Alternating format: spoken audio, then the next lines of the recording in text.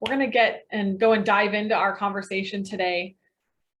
My name's Jessica Rogers. I am the Director of National Sales here at SI&A, and I have two wonderful guests with me today. I'm really excited. We're going to have a great conversation today, all about the decision in Texas to continue the ADA hold harmless, but more so, what impact is that going to have on education, and what do we need to do today in districts to not let this decision potentially create some future harm regarding funding and academic success.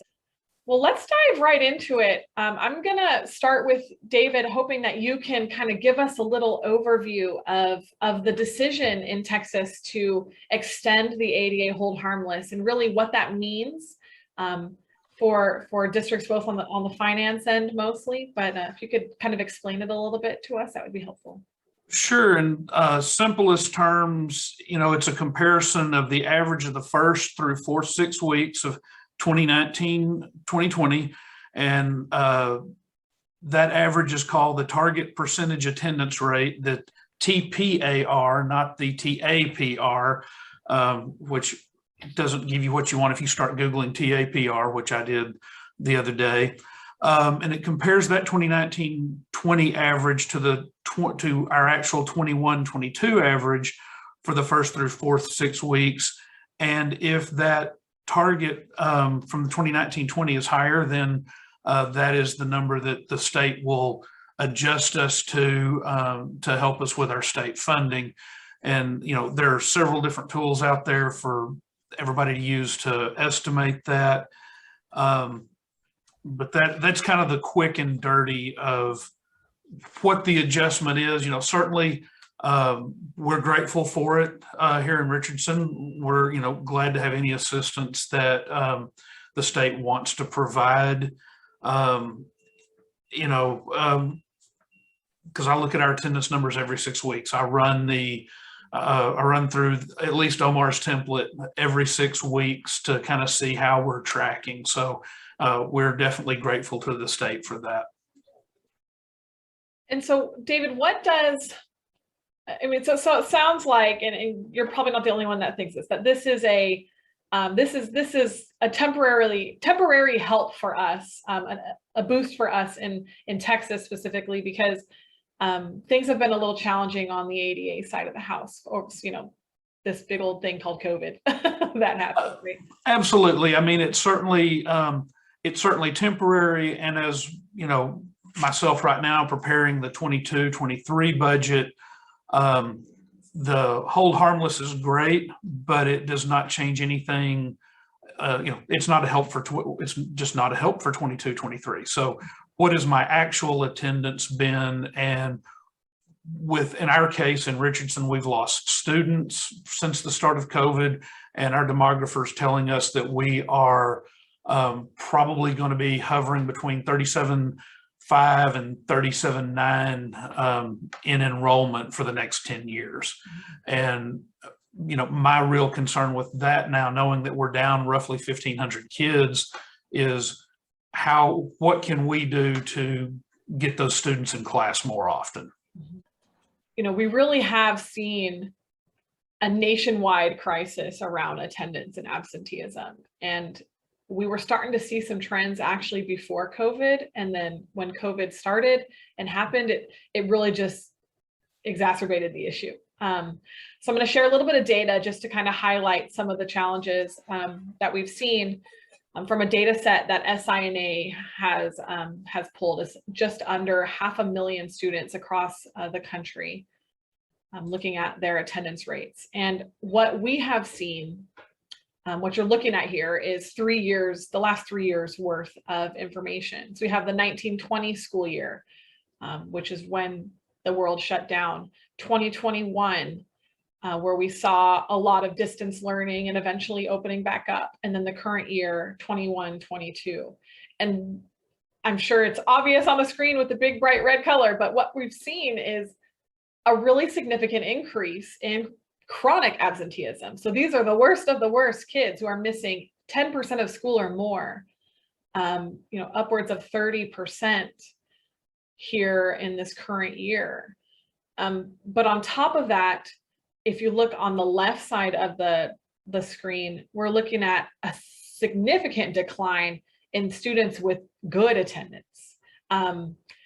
So what this kind of tells us is we have seen a major shift in habits, and we have lost good attendance habits. And I mean, there's a lot of, I could go all day about some of the reasons why I think that is happening, but we're really seeing this major shift. And for districts who are funded on an ADA basis, this brings a significant financial impact on them.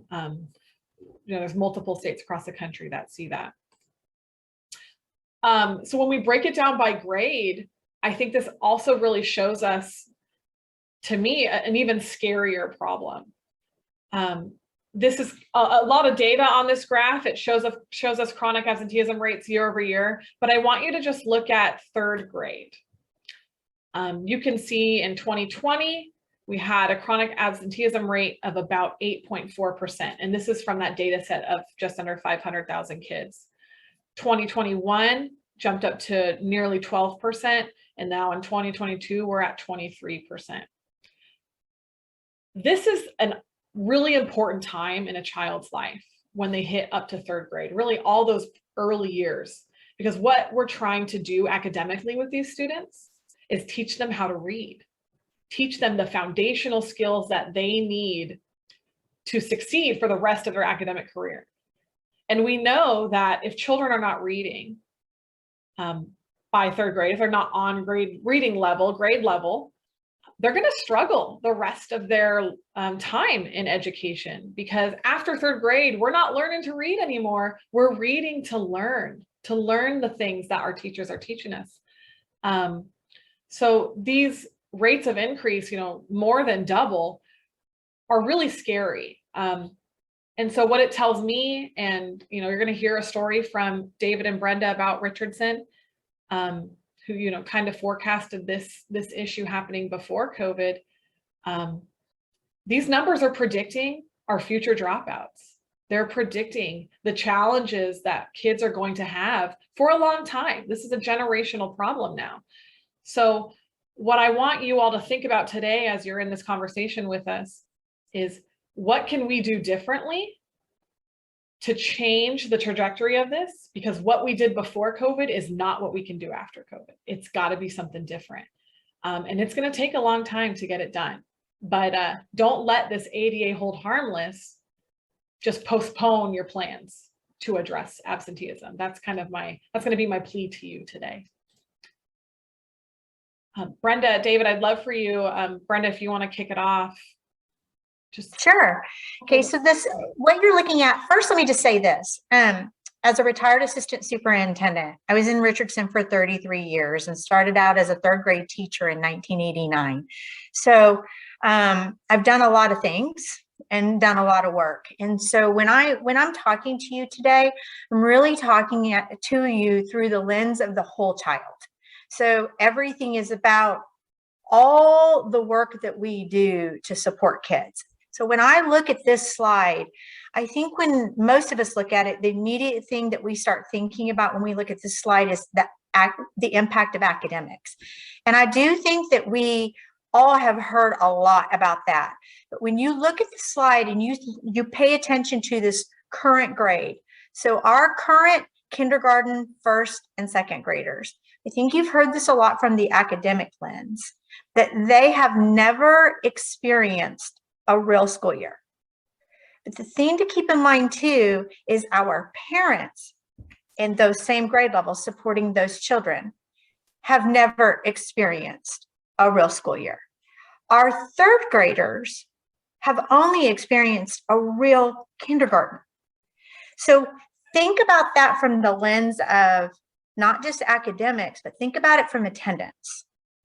If you have pre-K in your school district, think about how hard we've worked to try to teach our parents how important pre-K is. That pre-K isn't mommy's day out. It's actually important for you to come to pre-K, and once you get involved in pre-K, you stay in pre-K and you come to school Monday through Friday. But now we've got students who need to learn to read, do math, all of the important components of academic, yet they're functioning on a mentality sort of like what we deal with pre-K. So when we think about our focus on third grade reading and how long we've been talking about third grade reading, now we're adding these, I would say, poor habits as it relates to attendance. Now we're adding that component when attendance was potentially a struggle. Now we think we can come in and out. Now, partially we have to say that's not our parents' fault, right? I mean, it's part of COVID, but it is a reality. And it is, we all know it's much easier to unlearn something versus learn something. And that's when I think about our high schoolers. It's real easy for them to unlearn how important it is to come to every class period. So I'll let David kind of add some things because I know he has some important thoughts about this as well. Thanks, Brenda. The thing that just struck me when you were talking about this, Brenda, is the way that the parents' work world has changed through COVID, with everybody shifting to working from home. And, you know, and I think about my own journey with my daughter. You know, she had to be at school by this time. So, and I had to be at the office. So I got up, I made sure she got up, and I took her to school, and then I went on to the office. Well, for a lot of parents now, their office is at home and or wherever they want to be. And, you know, our students were in virtual learning. And so it completely changed everybody's world. And trying to, you know, for three, you know, like this shows, for 3 years, those second graders, they've never had a normal school year. Their parents haven't had a normal work year in a lot of cases. I mean, some have and some haven't, but we're trying to retrain everybody. And, you know, that's kind of the thing that I keep coming back to in this, is how do we get parents to adjust? They have significant my wife, for instance, our daughter's out of the house, but my wife, she hasn't gone back to the office since we shut down in spring of 20. And I don't know if she's ever going back to the office. And, you know, if our daughter was still at home and in, you know, elementary school, let's say, how would that affect our thoughts about getting her to class on time and the importance of it? So that's just, you know, I just think about and I'll stop here in a second, but our 9th graders, or I'm sorry, our 11th graders, they haven't had a normal high school year. And so trying to, again, reinforce those habits, create those habits with our families has been a big challenge for us. Thanks, David. I appreciate that. You know, I don't want to beat a dead horse, because I know in education, we're talking a lot right now about, we'll call it learning loss. But I think my point in pointing out the real impacts that we're seeing of this last 3 years of disruption is some significant declines in learning, in retaining learning and retaining information. And what we know is in education, we've gotten a lot of money. We have a lot of ESSER funds and all this free money from, not free money, but money from the government. And we're investing it in tutoring, and we're investing it in summer school. We're investing it in additional curriculum and other learning supports. But I think what we're not doing and what we need to be doing differently is getting to the very root, the root thing that has the biggest impact on academics. And if you haven't guessed what that is yet, you're going to know now. And it's actually attendance. Attendance has been proven in years of research to be the #1 predictor of reading acquisition, of dropouts, of graduation rates. It's more of a predictor of course failures in high school than your demographic background or your socioeconomic status or even your test scores. So knowing that attendance plays that much of a role in things like academic achievement, are we investing more in getting kids back into the classroom? And I think that's the question we all need to think about is, am I spending enough resources or time or attention on attendance? Because if the child is in school, they will be learning. They will retain that tier 1 level intervention and learning instruction in the classroom. So I would love, Brenda and David, we'll actually start with David. Tell us what your district did to focus on attendance and why you went that direction. So David, could you kind of kick it off? Sure. So, gosh, back, I think 4 years ago, 4 or 5 years ago, shortly after I got to, I arrived here in Richardson ISD, you know, we knew we had an issue with attendance. Brenda and I had spoken, and you know, and the superintendent, and we knew we were battling a number of issues pre-COVID. Families with the means were taking vacations at times of the year when when the theme parks, beaches, national parks, et cetera, were less crowded, and so we were seeing that attendance hit back prior to COVID. And so, you know, Brenda and I met, and, you know, we were talking about what we had been doing and, you know, what was and was not working. And so the superintendent, you know, told us, you know, well, what can we do differently? And so we started looking at an attendance management system, and, you know, to help us deal with that retraining. And really, you know, we had two sides of the story we were dealing with. We had the families with means taking vacation maybe at whatever times they wanted. You had your traditional just truancy issues. And then, you know, our families at the lower end of the economic spectrum, you know, their focus was on their job and trying to make ends meet, and may not have been as highly focused on making sure their kids were in school every day. And our traditional communications routes, our traditional just means of reaching these families wasn't working. And, you know, not only were we, you know, from my perspective on the finance side, and never having been in the classroom except as a student, you know, I was seeing the loss in funding and the impact on various aspects of funding. And we were also seeing that then if the kids weren't in school, of course, they can't learn, but we also, for our low socioeconomic status kids, we also weren't able to feed them. And we knew in Richardson that we had a significant population that the food they get at school may be the only food they get each day. And so what could we do to reach both sets of the spectrum with kind of completely divergent issues?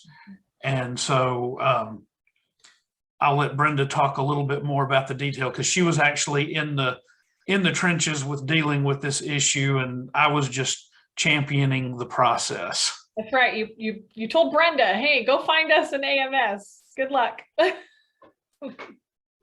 So that is really how it happened. And when I was given the charge, I really did look at it again from a lens of who all needs to be involved in this. And I very quickly realized, and I think in you hearing from David, it was everyone. Everyone needed to be a stakeholder. Our parents, our teachers, our counselors, our principals, our accountability department, the PEMS department, everybody had to be a part of it. And that's when I understood very quickly why David and our superintendent and our deputy superintendent came to me and said, we want you to oversee this process.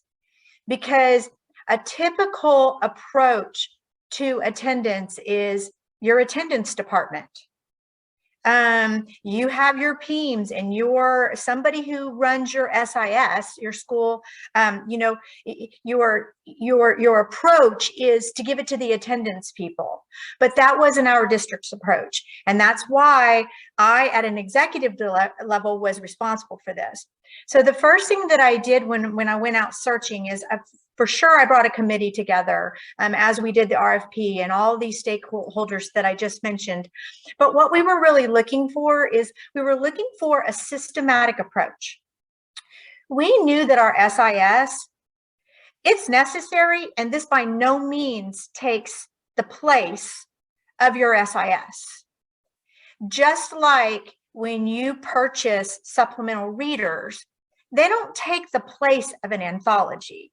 They don't take the place of that core instruction. They support it, they enhance it.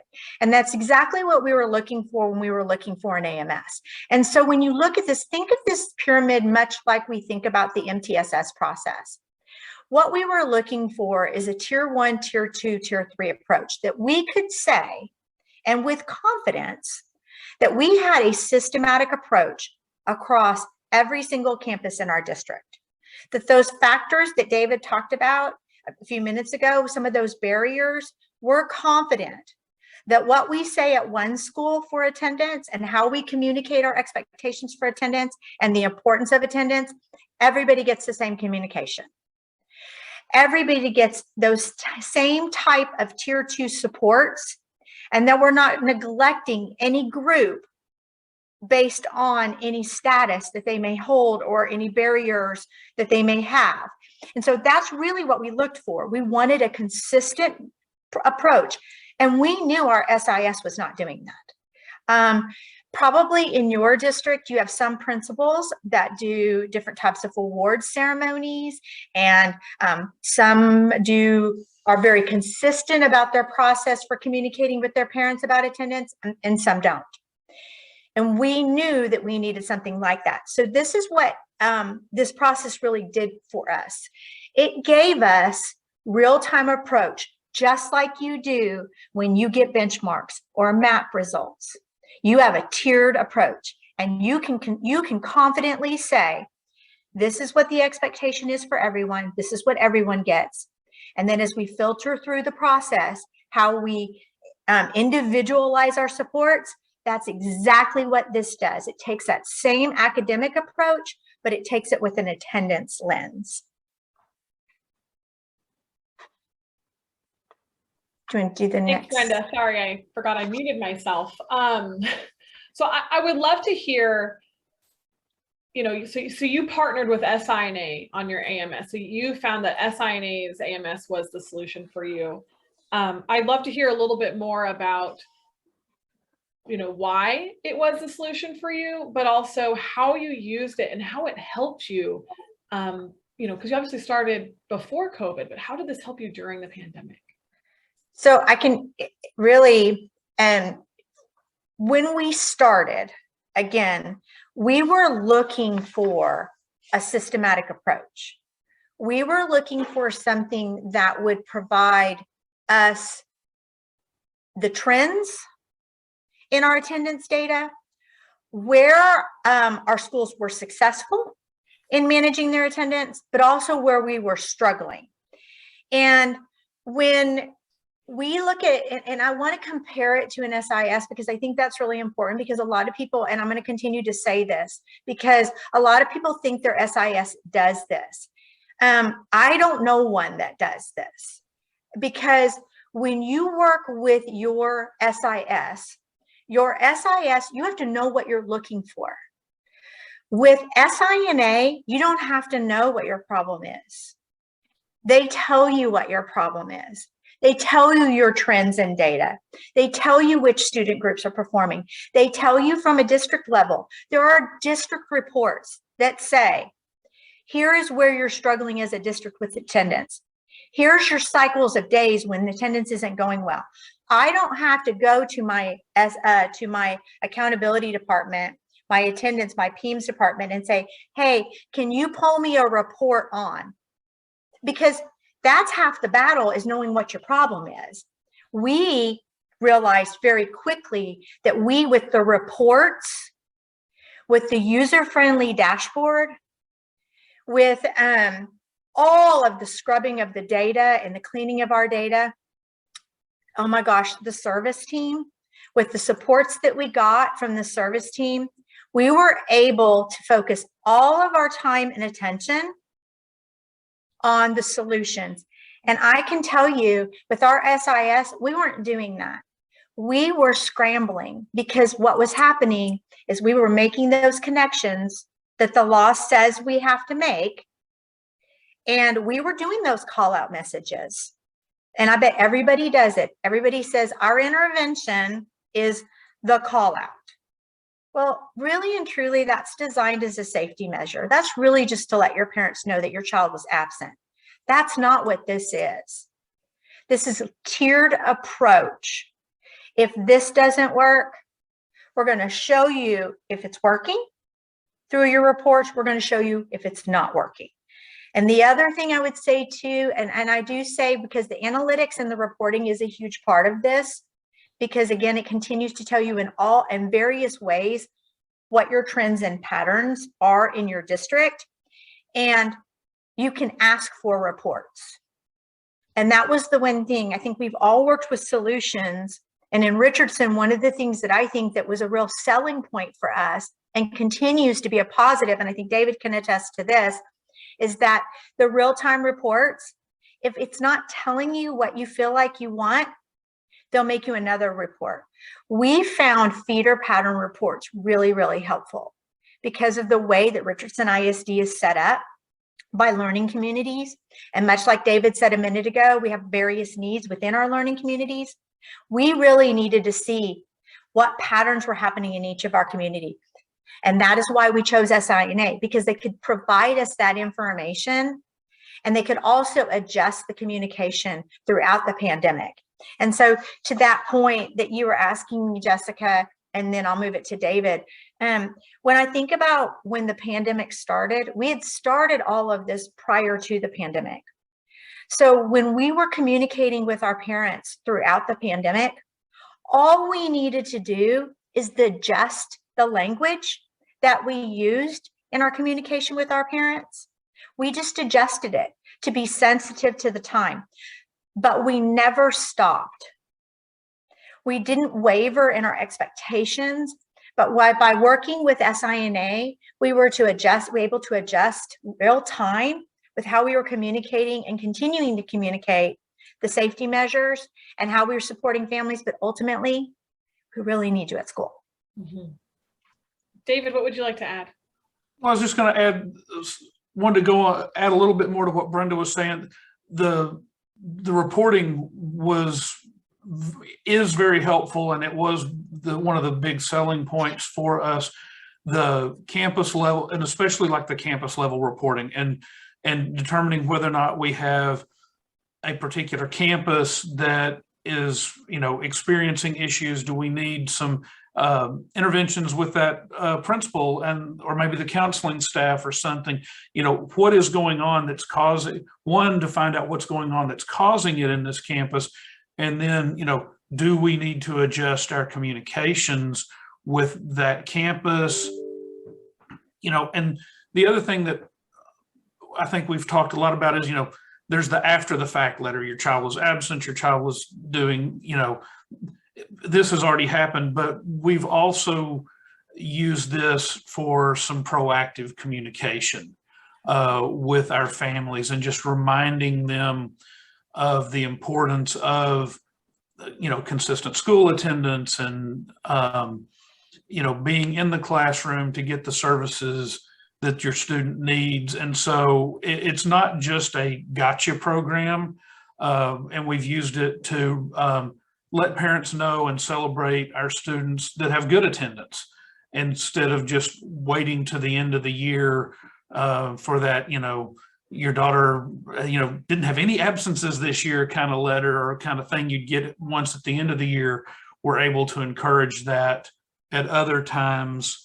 And then just the one other piece of data, and I think you're going to show this on an upcoming slide, but one of the things that I wanted to see and that SI&A was able to provide us is how is our attendance compared to their other clients, and especially their other clients, say in the North Texas area or in other parts of Texas, and are we experiencing the same attendance issues that they're experiencing or not? I mean, it's especially helpful during COVID, for instance.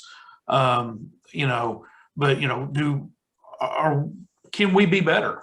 And I think that helps us look at our data and determine if we can be better or not. Absolutely. Something that I think maybe some folks might be thinking right now is, so what is this AMS? I mean, we've talked about reporting and stuff like that, but really, how does it work? How does it help you get more kids back to school? And I don't know, Brenda, if you want to do that, or I can chat a little bit about it, but I think, what is so different about the AMS and the SAS in regards to how it actually helps do the work to help bring kids back to school?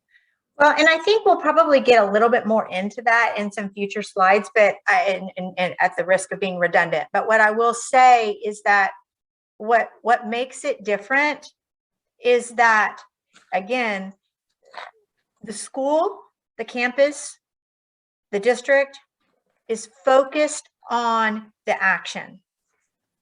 They're not spending all of their time trying to identify the problem. It's also reduced the amount of time and effort on our attendance clerks.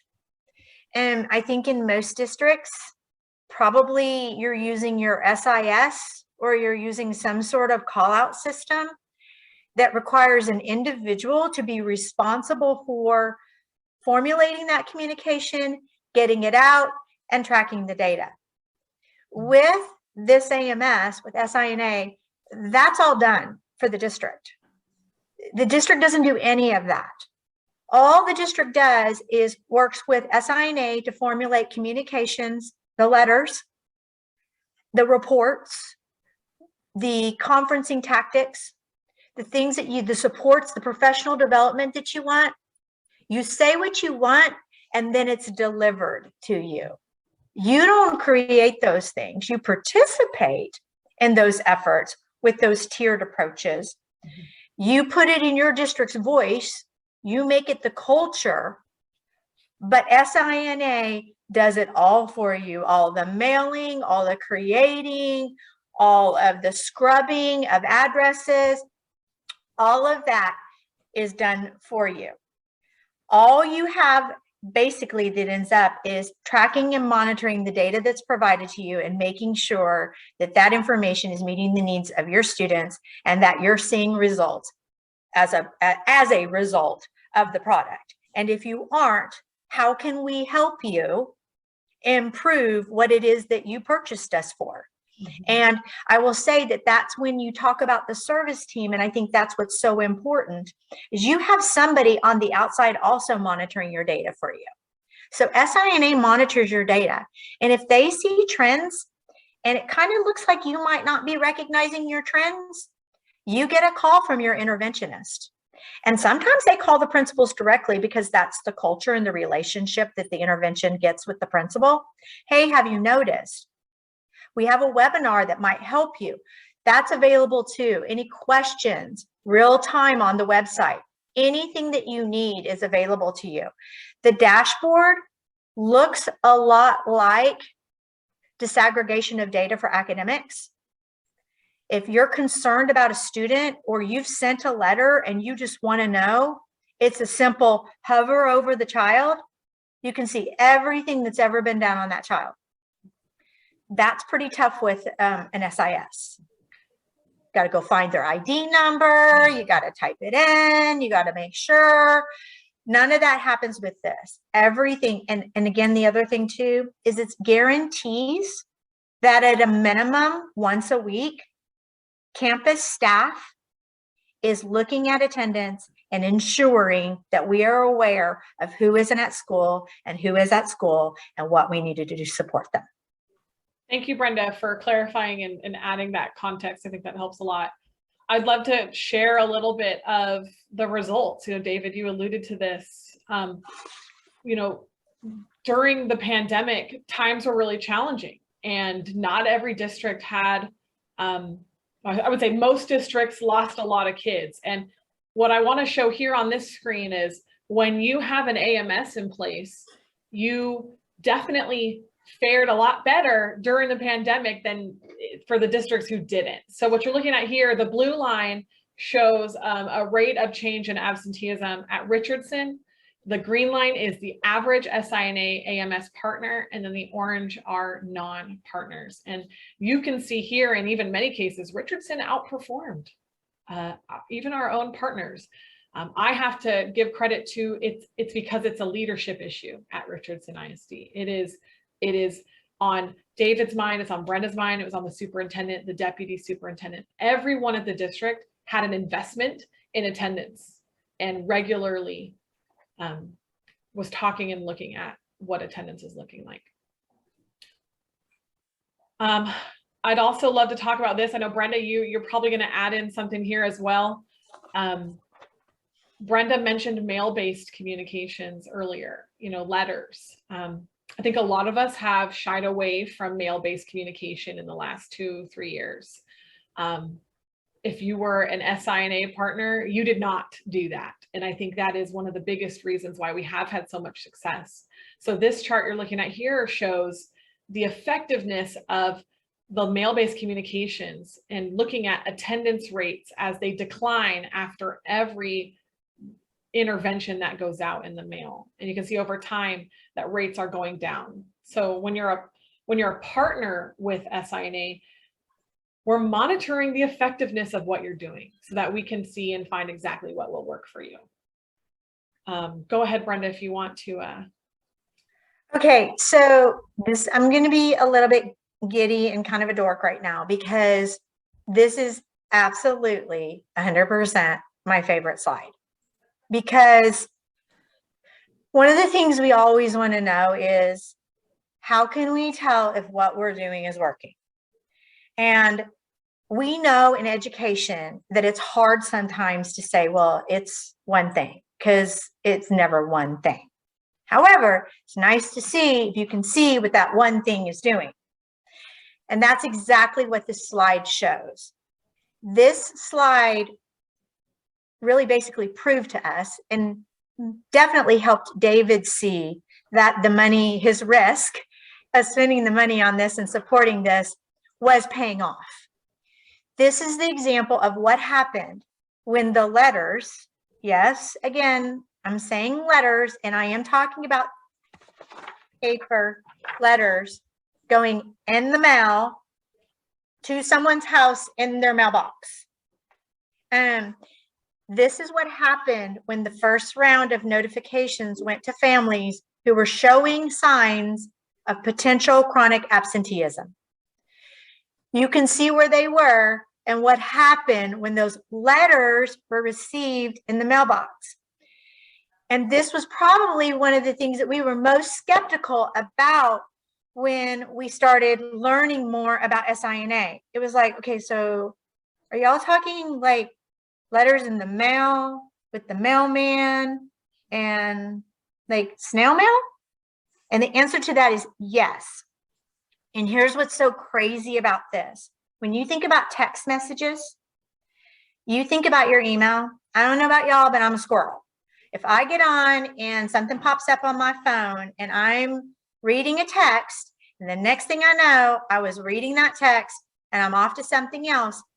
And it's very hard to remember that you were reading that text, because technically once you open it, there's no reminder that you opened it unless you have it set up a certain way, which most of us don't. Email, same thing. I start reading an email, someone interrupts me, I see another email pop up, I leave that email and I forget that I opened it. And I didn't mark it as unread, so now it's moved on. Our parents are no different. They're no different. We are saturated with technology. That's what makes this so special. Because I thought about this presentation last night and I was walking out to the mailbox. When I go out and get the mail, I look at it as I'm walking back into the house, walking back into the apartment, whatever. If I'll start to open some of it. If I can't open it all, I set it on the counter. It's a reminder to me that I need to open it. Sometimes I open it, I start reading it, but if I can't finish it, I leave it on the counter. I don't throw it away. That's what makes this special and unique. We don't have this anymore. What also makes this special and unique is it has helped us trend from a standpoint of, a lot of people will say bad addresses. What do you do about bad addresses? But what do you do about bad phone numbers? What do you do about bad emails? How do you track it? I know in Richardson, we didn't really track that very well. We tried, but you did your call out, said this many connected, this many didn't. What did you do with that information? But with the mail date based system, returned addresses, returned mail goes to the campus because this information is coming from the campus. The district supports the campus. That's where the system comes in. But the campus is really, it appears that the information is coming straight from the campus, of course, because that's where the data is coming from. So when you think about this, the return is going to the campus. That's where the role of your attendance clerk comes in. Open up the returned envelope. What does the return address say? Remember when I talked about those scrubbing those 1,800 scrubbing points? One of them happens to be a connection with the U.S. postal system. So if that family has registered their new address, your return address is now where they live now. Think about the benefits that has to dropout. If we're searching for students before that trail gets cold, we can find them. So when we started really researching, you know what? Going back to this system, mail, US mail is not saturated. We're actually bringing something old and making it new again. And it continues to draw the attention with our families. And so I would say also just one more thing about that, we use this for enrollment as well. When we saw our decline in enrollment in August, we took it was about 2,000 students that previously been enrolled that we expected to show up that didn't. They all got a letter that said, hey, we miss you. Where are you? We thought you were going to come back. Very friendly. And we got some parents to come back because we provided safety measures in that. So I will just tell you, don't discount the power of the U.S. mail. Well, and it's a smaller issue, but I'll just add in that getting those corrected addresses also helps with the comp ed funding, which is now based on where the student lives and what, the weight applied to them and generating funding is based on their address. And so the more accurate information we have about the addresses, the better off we are. Oh, yeah, great point, David. When I think about our work with districts, in no way, shape, or form are we trying to remove or take anything away from a campus in terms of their connection to the students and their connection to this process. And a lot of what our goal is in partnerships is reconnecting families and students with the campus, with the leadership team in the front office, with their teachers. And so a lot of what our work is focused on is helping manage parent conferences, having parent meetings. And at Richardson, this data shows right here, when you can get in front of a parent and have a quick meeting with them via Zoom or in person, attendance habits change right away. And that's what the green section on the right here is the drops in attendance after that conference has happened.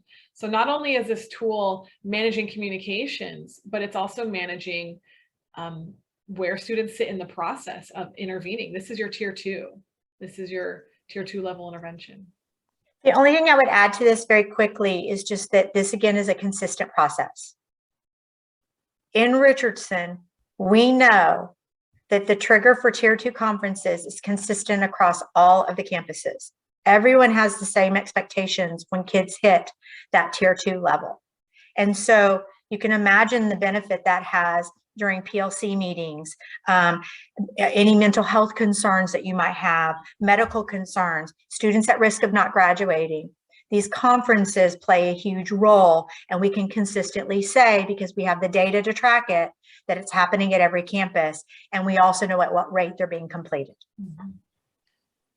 David, could you briefly share from a financial perspective to the impact that focusing on attendance can have on revenue? Yes, if I can remember to unmute. You know, when we were talking about this, you know, it seems like a big lift to improve, you know, 1% or something for the entire year.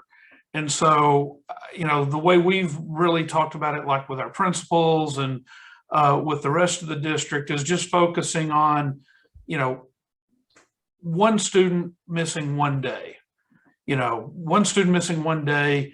And I know that 6,000, it's rounded down from the basic allotment of 6160, but, you know, when you look at it, one student, one day, it doesn't take long. If you can improve just a little bit across the district every day, that $37 a day roughly that a kid with no special attributes generates, it doesn't take long to start turning into real money, start turning into, you know, 1 or 2 or 3 or 10 or, you know, 100 teachers' salaries real quick. And the other part of that return on investment issue is, if we've got the students in school every day, you know, if we've improved our attendance rate, then they're getting that tier 1 instruction. And, you know, we're hopefully able to start backing off some of those interventions because they don't need them anymore because they've been in class. You know, I know a lot, you know, we'd like to talk about return on investment. You know, I can't tell you that, you know, this has generated exactly this many dollars because, you know, for our 37,500 kids, you've got, you know, almost double that in parents and guardians. And so there's that many different reasons that students are absent. But we have certainly seen both an improvement and here lately with COVID, less of a reduction with this. And, you know, I'm glad that we had this in place prior to the start of COVID. When I look at our attendance, you know, for this year, for the first, you know, 3-6 weeks compared back to 2018-19, you know, the last complete pre-pandemic year, you know, in the second 6 weeks, we're at 94.2% compared to 95.8% back then. And we got better in the third 6 weeks. You know, we've continued to improve. I'm not even going to talk about the fourth 6 weeks in Omicron, but, you know, we narrowed that gap in our third 6 weeks. We're at 94.6% compared to 95.4 back in 18-19.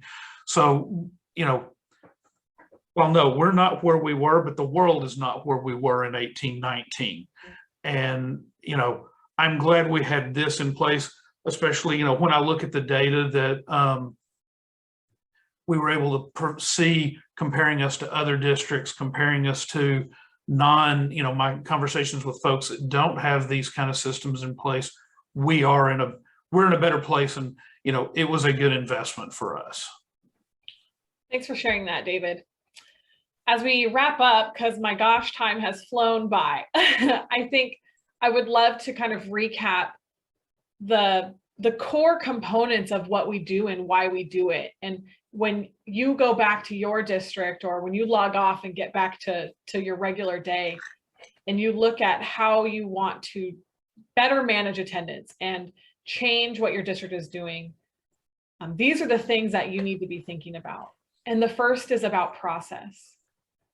It's what we know is systems that are personnel dependent have inconsistent outcomes. Oftentimes, if COVID hasn't shown us this, I don't know what has.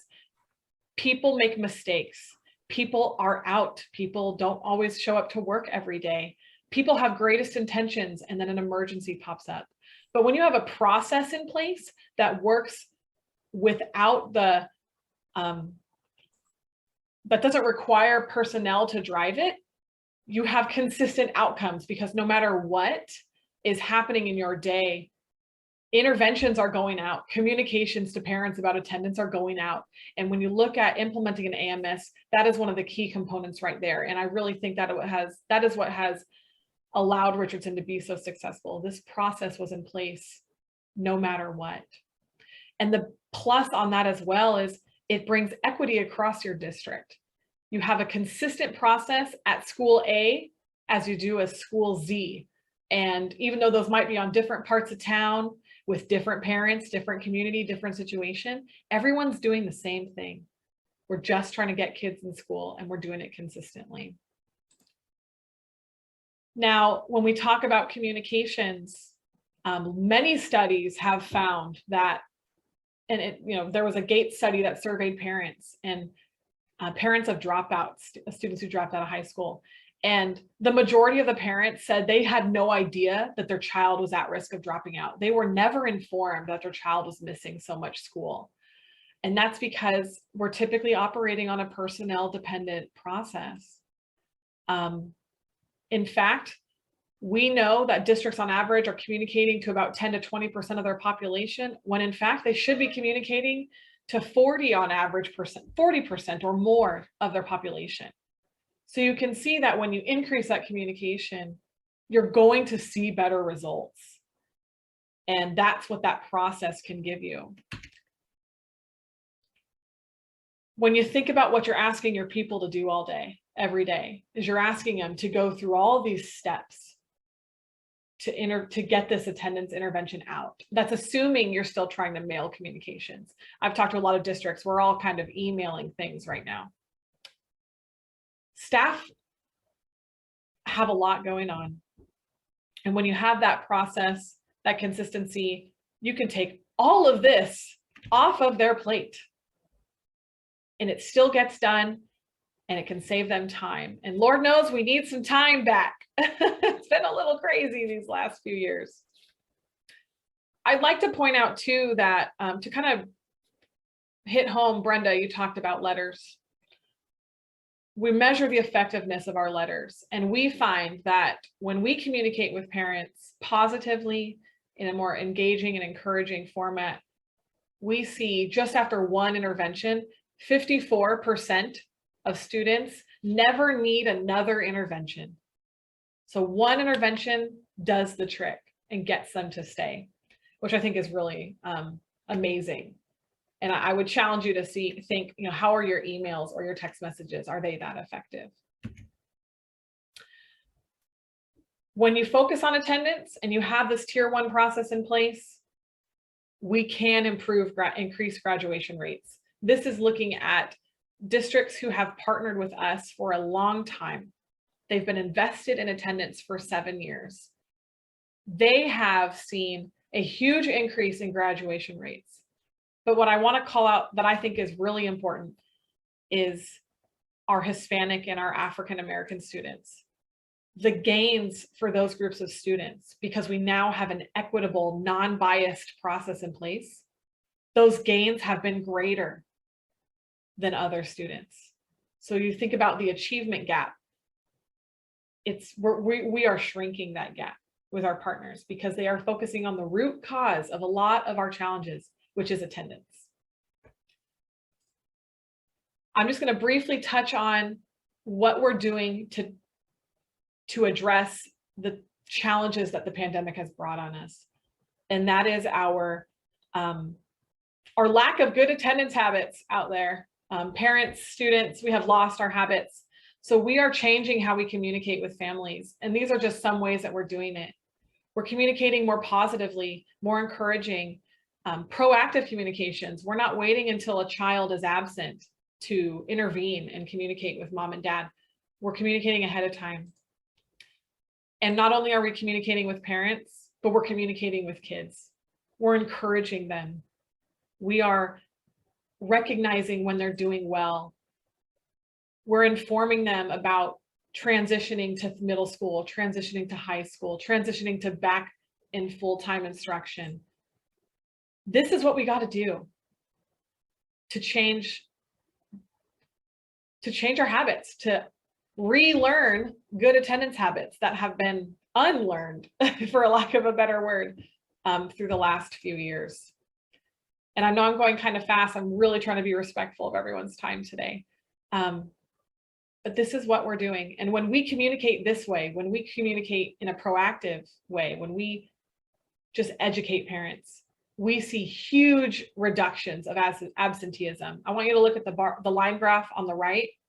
After 4 years of this type of communication, we saw pre-K through third grade students reduce chronic absenteeism rates down to 3%. So that means the majority of kids are coming to school the majority of the time, and they are learning, and they are learning how to read, and they are succeeding. So I would love to thank my co-hosts today for your time. It was a great conversation. I would like to open it up to the audience. We have a Q&A area. If you'd like to ask a question, we will stay a few minutes to answer your questions. But really, my final ask for you is to remember that ADA Hold Harmless for another year does not reduce the need for an attendance management system, for a new way to manage attendance, because that cliff is coming. That cliff is here. Well, it got pushed out another 30 feet, but we're going to be there soon. And we really do need to do something different. And I hope that we have challenged your thinking today. We welcome any questions in the chat or Q&A section. But otherwise, thank you all for your time. It's been great. Thanks, everyone. Yes. Thank you all. We'll stay on for a few more minutes.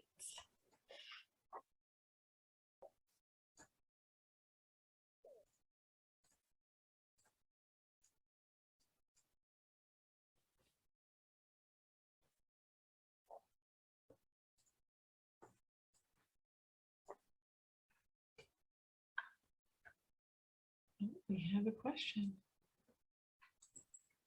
So we did have a question. I'm going to go ahead and read it out loud, and I'll take a stab at it. So there was a question about, can a district do a pilot at a campus or two to measure the impact? I mean, I have an answer for it. Brenda, I don't know if you have, if you want to speak to it from a district perspective of why a pilot may not be the right approach. Go ahead. Yeah, so actually we in Richardson, I think David could attest to this, I think in education altogether, we're pretty notorious for wanting to pilot something. And I would say that this was something that we knew right off, that piloting it was not going to give us the holistic approach that we were seeking. It's not like piloting something from an academic perspective. That is where I think the lens of this is a little bit different, because it's not going to give you the holistic approach, because like in our district, it's too diverse. And so for you to get a feel for how that communication is going to work, and also that consistency for that systematic approach across the district, we did talk about it, but it was a very brief conversation, because we recognized very quickly that we looked at the components of the AMS. We have to do attendance across the entire district. And so in order to see whether or not it was going to make an impact, we did have to jump in and say, we have to do it district-wide. And again, knowing why we went into it and wanting an AMS is because we were looking for a systematic approach to monitoring attendance.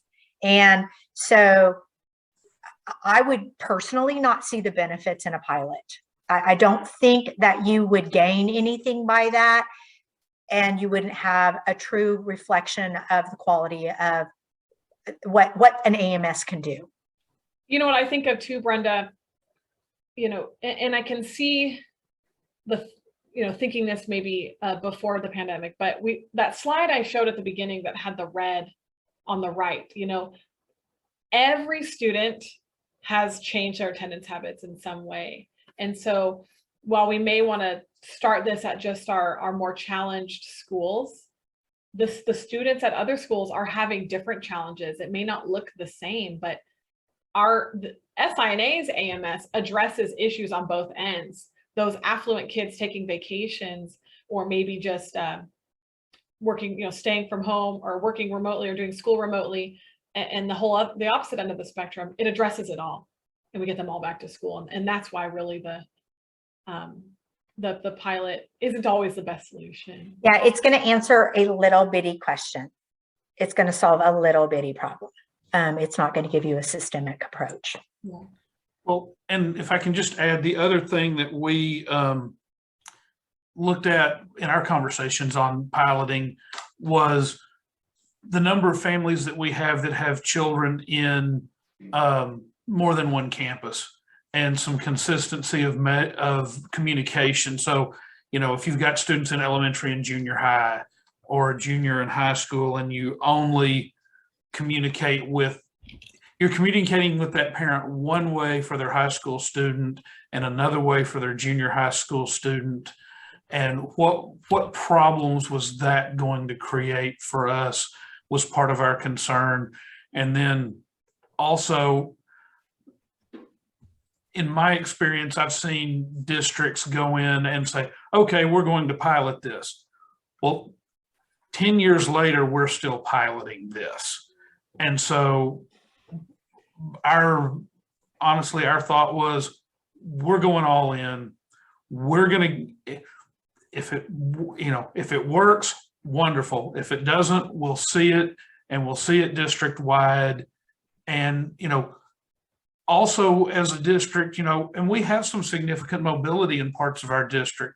And so if we have a student that we're communicating with one way for this 6 weeks, because we've only done it at 1 or 2 campuses, and then they move to another campus and they're not getting that communication again, we were concerned about what kind of messaging that would send.